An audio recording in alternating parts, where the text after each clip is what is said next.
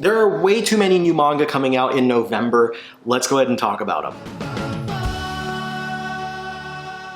So the November Buyer's Guide is here, and it is a massive one. There are so many new and exciting manga coming out in this month, so many that I'm really excited about that I think y'all are going to be excited about as well.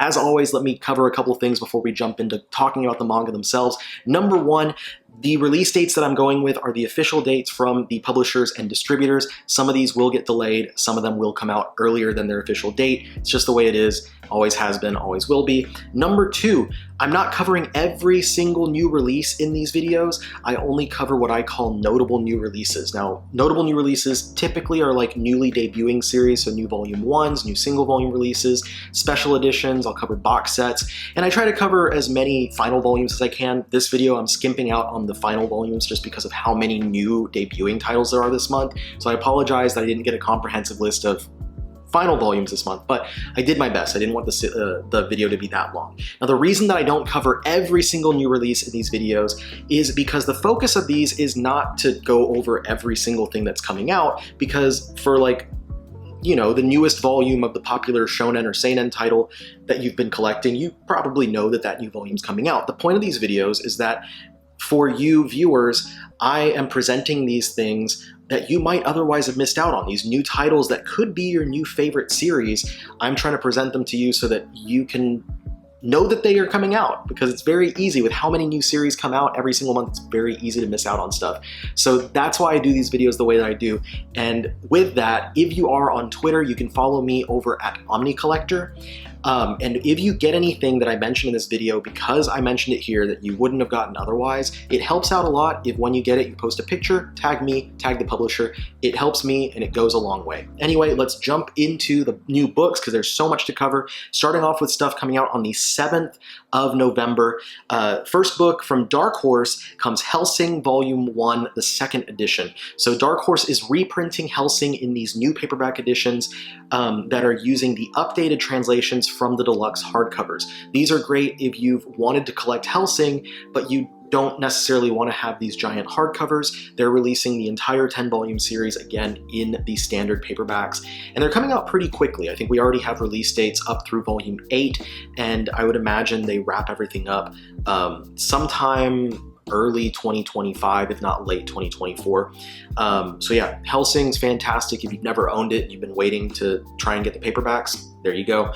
Then we've got one from Kodansha called Virgin Love.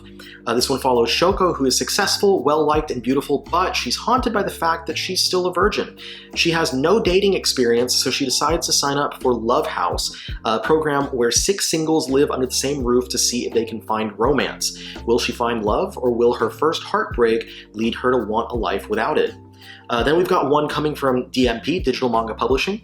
No Touching at All, second edition. This is a single volume BL that was published several years ago, and now DMP is re-releasing it. Shima is trapped in an elevator with his new boss Tagawa, and while initially turned off by his rude behavior, he eventually is drawn in by his compassion. Then this one from 7 Seas, the rest of the ones for this first week are from 7 Seas. This first one, Black Knight Parade, is not for some reason available in the Crunchyroll store, but you can get it elsewhere. Like, it's listed everywhere else. I don't know why it's not listed on Crunchyroll. Anyway, this is from the creator of Saint Young Men and Arakawa Under the Bridge, so if you're a fan of either of those or both of them, you might want to check this one out. Follows a young man who's recruited by a dark version of Santa Claus who visits the boys and girls on the naughty list each year rather than delivering gifts to the ones on the nice list. I personally love Saint Young Men, and this, since it was announced, has sounded like something right up my alley. I'm really excited to check it out, so I'm going to make sure to grab it from a retailer that actually is carrying it, unlike Crunchyroll. Or maybe Crunchyroll will realize that they've made a mistake with not carrying it and they'll get it. I don't know. Next up is my lesbian experience with loneliness special edition hardcover. This is a new hardcover edition of the Harvey Award winning manga with an all-new bonus chapter by the author. And that same author, Nagata Kabi, has another new book coming out called My Pancreas Broke, But My Life Got Better. As with all of her other books, this is is an autobiographical manga, and it's following her story as she quits drinking to become healthier. Due to her former struggles with alcohol, she's developed pancreatitis, which has led to serious hospitalization and forced her to quit drinking. And we end the first week with a book from 7C's Steamship imprint called Revenge, Mrs. Wrong. It's a drama of two sisters, the timid Tsukiko and the domineering Mitsuki.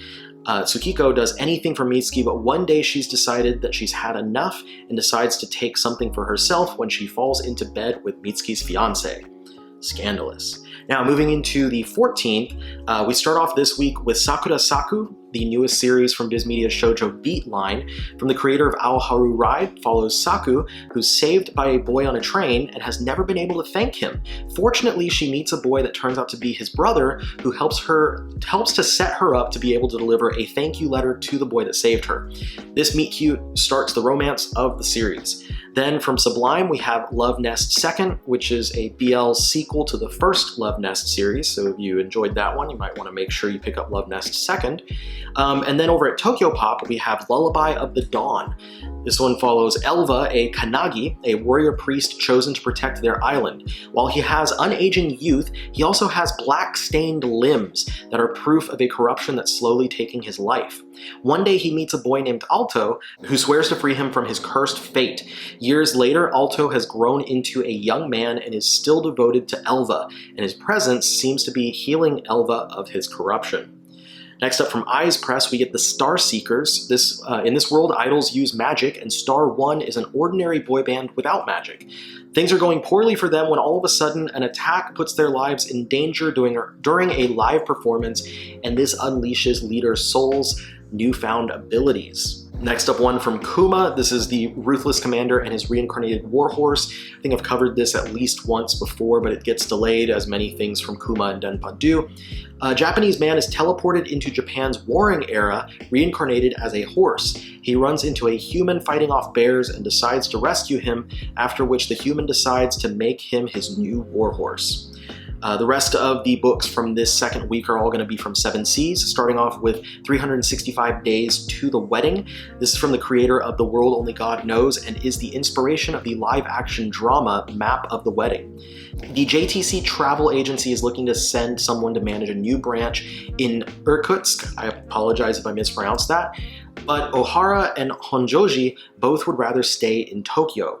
They found that the only people who are being considered for the position are bachelors, so they decide that if they get married, they'll save themselves from being chosen for the transfer. However, they know nothing about each other and now have to convince their office that they're engaged long enough for the transfer to finish. Next up is Cat on the Hero's Lap. This is a fantasy comedy series where a hero goes on a journey to defeat the great Demon King, but all of a sudden a cat falls asleep on his lap, so he cannot fight monsters. Then we have Sheep Princess in Wolf's Clothing. This is a GL series about a wolf butler who must tutor a sheep princess who tries to seduce her. And then we've got another delayed book, Miss Kobayashi's Dragon Maid in Color Double Chromatic Edition. I know I covered this one last month as well. It's the second full-color greatest hits volume from the Miss Kobayashi's Dragon Maid series. And then we've got The Dangerous Convenience Store. This one is a full-color, mature BL webtoon manhwa. It's a mouthful. About a college student working a graveyard shift at a local convenience store that has a pretty scary clientele of mobsters and hoodlums, but there's one in particular who's scarier than the rest. Luckily for the protagonist, this guy has a soft spot for him and he'll protect him against all the other dangerous customers. Now the last four for this week are all box sets coming from 7C's. I believe that these are the first manga box sets that 7C's has done. Starting off with Die Dark volumes 1 through 4. This set includes a double-sided poster and comes in at $54.99, which means that you're saving a total of 97 cents off of the cover price of the individual volumes. Then there's Maiden Abyss Season 1 box set, which includes volumes 1 through 5, which costs 4 cents more than buying the individual volumes at cover price, but includes 2 double-sided posters.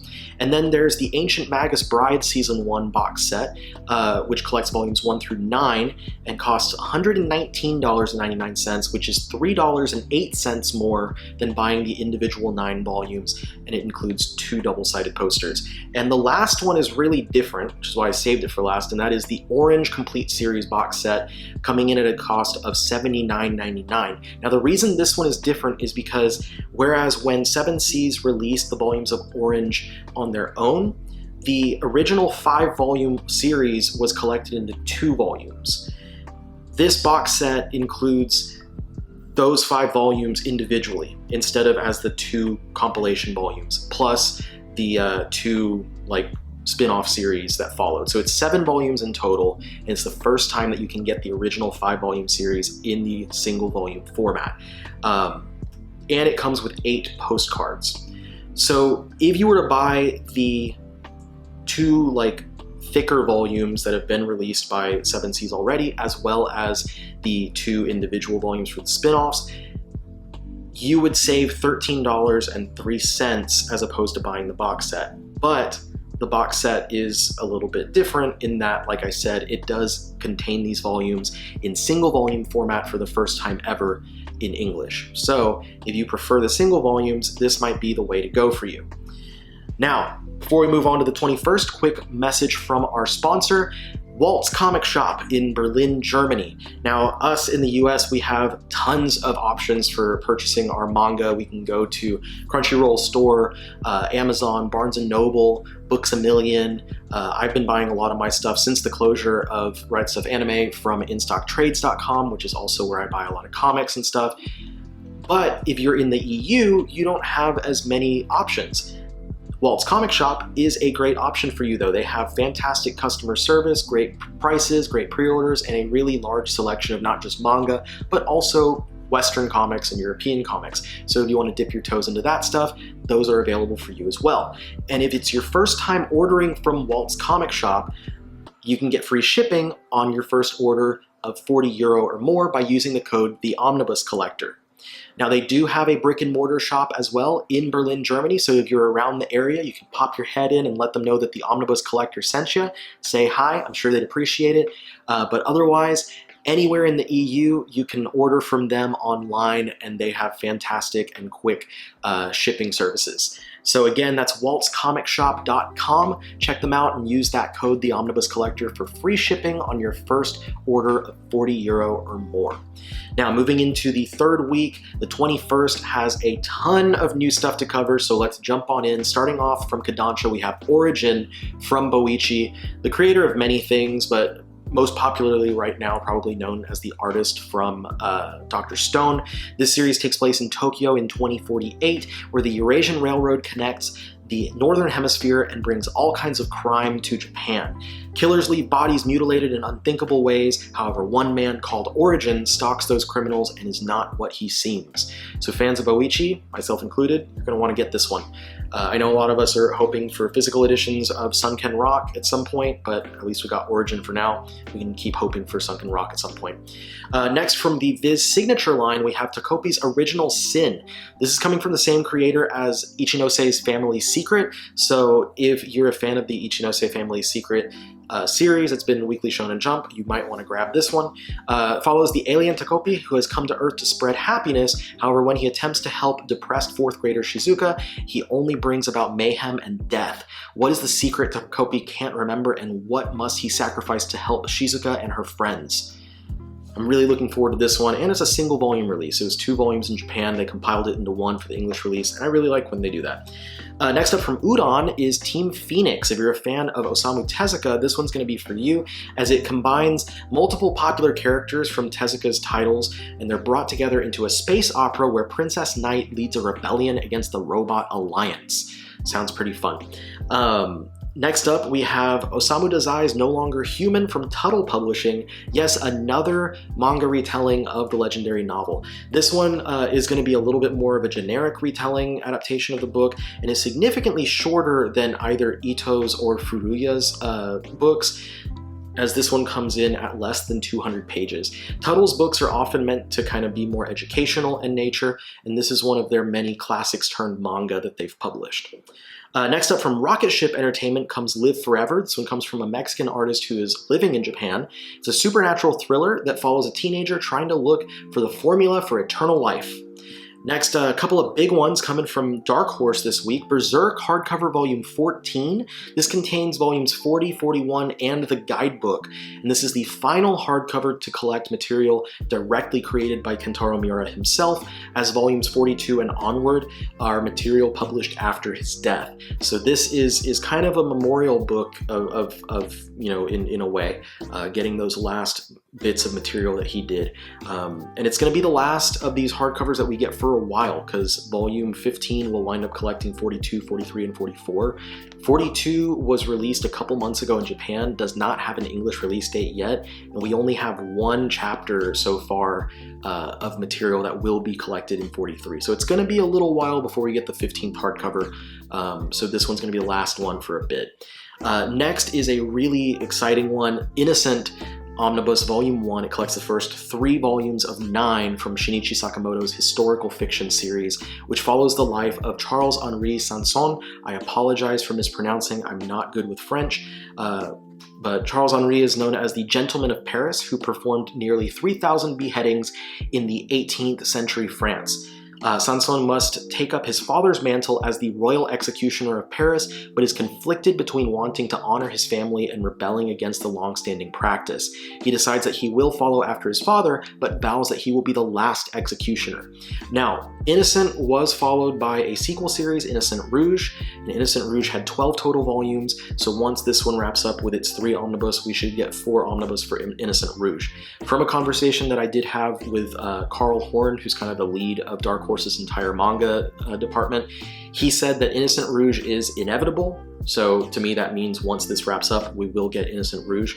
And he also said that if you have been hoping to see Shinichi Sakamoto's Climber available in English, they are interested in licensing that, but they need Innocent to sell well first. So if you want the Climber, buy Innocent Rouge when it comes out, and hopefully we get to see the Climber solicited in English, get that license in English not too long from now. Next up, we get 2 Tezuka books coming from Ablaze. First up is Shakespeare Manga Theater. It's a collection of short adaptations that Tezuka did over the years of various Shakespeare plays, ranging from Merchant of Venice in 1959 all the way to Othello in 1982.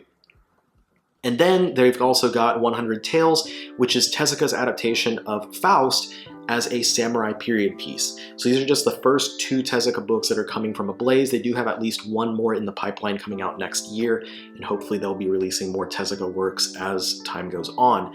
Next up, we got a few books coming from 7 Seas. The first up is Ennead. This is a BL webtoon that was inspired by Egyptian mythology. It follows the god of war Seth, who kills his brother Osiris and takes over Egypt. Centuries later, Horus, child of Osiris, appears with the support of other deities to dethrone Seth.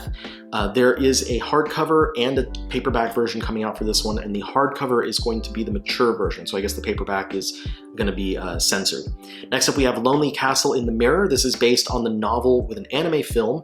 Kokoro is pulled through a mirror into a castle in another dimension by a girl in a wolf mask who tells Kokoro and 6 other kids that they will compete in a scavenger hunt to find a key to a room where they will be granted one wish. And then next up, I'm really looking forward to this one, is Orb on the Movements of Earth, Omnibus Volume 1. This is the first of 4 omnibus collecting this historical science fiction series.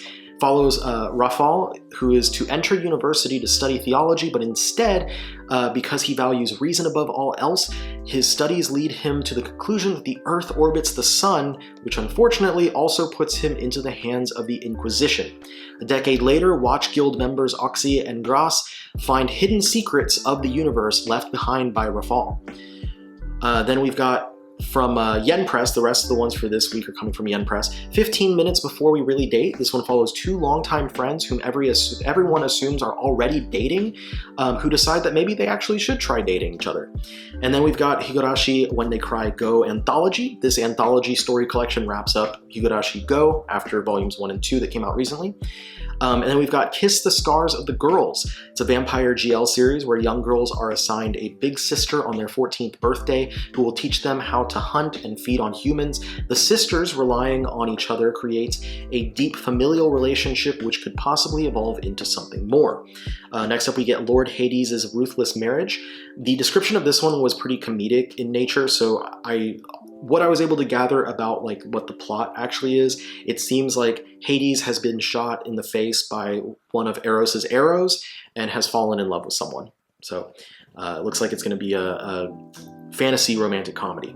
Next up, One More Step, Come Stand By Me, a collection of 7 short stories by creator Toryumon Takeda, including the acclaimed My Wife Whom I Loved Dearly. This one looks fantastic. The artwork looks great, so I can't wait to pick this one up and try it out. And then we've got the Shiunji Family Children. This one is from the same creator as Rent a Girlfriend. There are 2 sons and 5 daughters in the Shiunji family who are smart, attractive, and they come from a rich father. When the youngest sister turned 15, their father revealed the secret of the siblings, which disrupts eldest son Arata's world. The siblings are not actually blood relatives, which puts Arata in an unexpected situation. Again, this is from the creator of Rent a Girlfriend, so you kind of expect where this is going. Rascal Does Not Dream of Logical Witch. This is a manga adaptation of the 3rd Rascal Does Not Dream light novel. I'm not familiar with the franchise myself, but I looked into a little bit and it looks like the anime covers the first 5 novels, so this is material that was in the season of the anime. Then from Eyes Press, there's The Villainess Turns the Hourglass. Arya is sentenced to execution for her misdeeds against her half-sister Miel. Arya believes that she deserves this until Miel reveals that she was actually the mastermind of everything the whole time. Arya makes a final wish before she dies and wakes up as her 14-year-old self, ready to turn the tables on her sister. And then 2 final volumes that I noted are coming from Yen Press this week, Yokohama Station SF Volume 3 and Sunbeams in the Sky Volume 3. So 2 shorter series are ending on the 21st from Yen Press. And that brings us to the final week of the month, the 28th. Starting off from Tokyo Pop, we've got Bergamot and Sunny Day, single volume BL about Riku, who never has luck with relationships, and Josh, a wealthy cafe owner who suggests that they have a no-strings-attached fling. Then from Dark Horse, we've got Oni Ronin, the cowardly samurai messenger Sarube's story of redemption as he meets feudal lords, heroic ghosts, and brave warriors. Then from Viz Media, this is one that I'm particularly excited about, and that is JoJo's Bizarre Adventure Stone Ocean. This, of course, is the 6th part of the JoJo's Bizarre Adventure series, and since it has 17 volumes in Japan, just like Part 5 did, we should get 9 total hardcovers, and they've moved the release schedule from 1 volume every 3 months to 1 volume every 2 months, which means that we should wrap up Part 6 in March of 2025, and Part 7 should start in May of 2025 if they maintain this schedule. And I think the first 4 of these hardcovers have already been solicited, and they have been every other month, so it looks like they're sticking to that schedule at least throughout Part 6, which is nice. Next from Viz, we got Tek on Concrete Black and White, the 30th Anniversary Edition hardcover. This is the first time this one has been published in hardcover, and also the first time that it's been published in English in the original right-to-left format. It also has a lot of the colored pages intact that were not in the previous editions. So whichever previous edition you have, this should be worth upgrading into. If you're not familiar with the story of Tek on Concrete, it follows 2 boys, Black and White, who act as avatars of Treasure Town. But the city is changing as a Yakuza-backed corporate development moves in. They're trying to get rid of the boys, basically. Police get involved.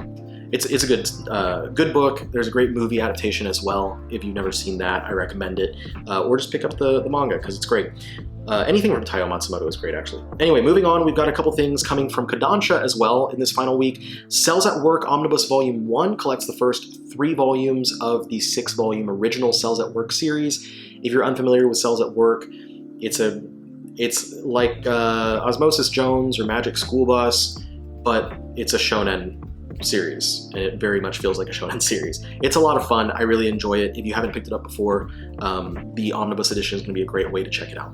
Then My Lovesick Life as a 90s Otaku. Megumi, a divorced woman with a teen daughter, thinks back to 1995, the year she transferred to a new school and decided to hide her otaku interests after she meets Masamune, a basketball ace who hates otaku. And then we've got the last few coming from 7 Seas. Anyhow, the Rabbit is Infatuated with the Puppy. This is a mature single volume BL about 2 guys who meet on an MMO and decide to meet up IRL. Then we've got Gold Kingdom and Water Kingdom. It's a single volume about two warring kingdoms who reach an agreement to stop their fighting by having the most beautiful woman of one kingdom marry the smartest man of the other. Both sides try to renege on the deal by sending animals instead. The two people from either kingdom, though, decide that they're going to pretend to fall in love anyway to help stop the war between their kingdoms. But could this turn into a real romance? And then we end the month with Training Mr. Sakurada, a mature BL BDSM rom-com about a former playboy who wakes up in a love hotel, tied up by the new junior in his department at work. What a way to end the month. Anyway, that was a lot of stuff. I feel like I sped through a lot of it because there was so much coming out, but a lot of really cool things that I'm super excited about. Please let me know in the comments down below what I talked about that you're excited about picking up. And let me know what books I didn't cover in this video that you're excited to pick up, because I know that there's a ton of stuff coming out, not just the things that I mentioned here. Personally, I am very excited about Black Knight Parade. I mentioned that. Make sure to try and track that down elsewhere if you're going to be doing most of your shopping at Crunchyroll store. They don't have it there, so make sure you track it down elsewhere. On that note, Ennead, the Egyptian BL webtoon, is also not currently on Crunchyroll store as the last time I looked, so you'll have to get that one elsewhere as well. They are both available via Amazon, though. I'm also looking forward very much to Origin, Takopi's Original Sin, Team Phoenix. I'm very much looking forward to both of the Osamu Tezuka books coming from Ablaze. The Berserk hardcover, The Innocent Omnibus is a huge one. And there are even a couple things. Ooh, I almost forgot to mention JoJo's Bizarre Adventure. I'm very much looking forward to that, as well as Tekken Concrete. There were even a couple things that got delayed from this month, like the new H.P. Lovecraft Go Tanabe book, Shadow over Innsmouth. That got delayed into December, but if it's available early in November, I'm very much looking forward to that one as well. Anyway, a lot of cool stuff. Let me know what y'all are thinking in the comments down below. Let me know all the stuff you're picking up, the things that you're most excited to pick up, some things you might want to try out this month. And if there's anything that I talked about here that you didn't know about that you're looking to try out. Anyway, I'll see y'all on the next one. Thank you so much, everyone, for joining me. If it's the first time that you've watched one of these videos, I hope that you found it entertaining and informative and helpful in making informed decisions on your purchases for the month. And I hope that you'll consider coming back and watching more of my videos, maybe subscribing so you're notified of all those videos when they come out. If you've been here for a while, thank you for rejoining me. You know I always appreciate you being here and spending time with me. And I'll see y'all in the next one. Peace out.